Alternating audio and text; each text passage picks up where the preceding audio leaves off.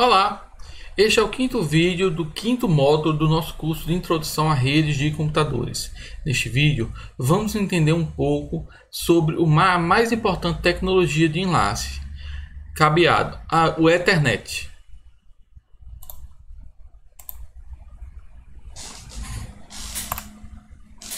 A internet se consolidou como a mais importante tecnologia para redes locais com fio.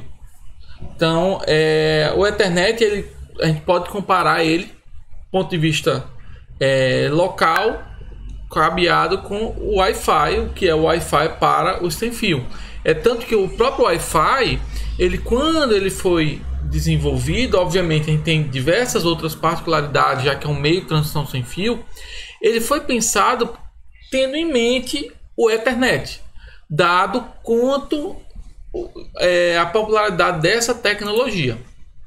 O Ethernet ele se consolidou como a primeira tipo de tecnologia de LAN, onde LAN é de Local Area Network, ou seja, rede de área local, com alta velocidade, amplamente disseminada. Na verdade, a gente tinha outras tecnologias, às vezes, de certo modo, até melhores, só que tinham, e aí a gente pode apontar entre elas essas três aqui,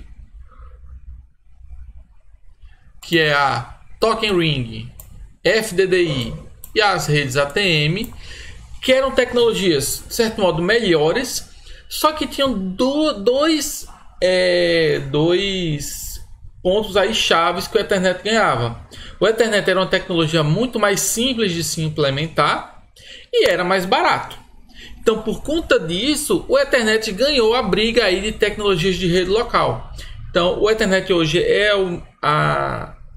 majoritariamente adotada, basicamente por isso, pela simplicidade. E aí, conforme você vai ganhando adesão, tende a baratear ainda mais, porque o desenvolvimento da tecnologia começa a baratear quando você aumenta em escala. Então essa foi uma das razões que fizeram a Ethernet ser a principal tecnologia hoje.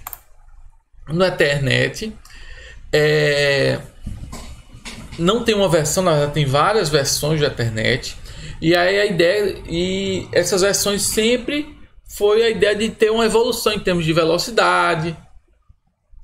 No Ethernet, por estar muito massificado, a tecnologia placa de rede é extremamente barata de fabricar, inclusive de comprar. Se você comprar uma placa de rede com custo extremamente baixo, a Ethernet, o conector da Ethernet é aquela entrada RJ45 que lembra bastante telefone, o conector RJ15 da telefonia, só que é um pouco mais larga, certo? E aí todo o quadro Ethernet, ou seja, todo o pacote, ele vai ter um conjunto de informações, vai ter um preâmbulo que vai servir justamente para que tanto a origem quanto o destino sincronizem a velocidade, até porque a gente pode ter o Ethernet ele dá suporte a diferentes tecnologias físicas, e aí a partir desse preâmbulo, que é um código pré-definido, a gente serve para que ambos os nós sincronizem a velocidade desses fluxos, entendeu? Para saber eventualmente qual a taxa de transição que o receptor suporta. Então nós vamos ter informações como endereços de destino, endereços de origem, isso aqui é endereços MAC, tá? Que a gente já falou, o tipo de pacote e o conjunto de dados e a checagem de redundância cíclica. Então é um pacote relativamente simples, onde nesse conjunto de dados vai estar encabeçado aqui a informação da camada superior. Então eventualmente nesses dados estaria o pacote IP, tá? Algo que é interessante a gente perceber, diferentemente dos pacotes das camadas superiores. Nas camadas superiores a gente tem todo o cabeçalho e depois o restante é dados. Aqui a gente vai ter o quê? Uma parte que é cabeçalho, os dados e eventualmente uma parte que é rodapé.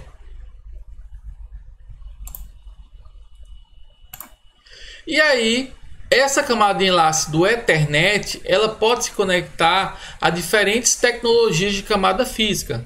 tais como as tecnologias sem base TX, sem base T2, sem base BX, enfim, que fornecem diferentes taxas de transmissão.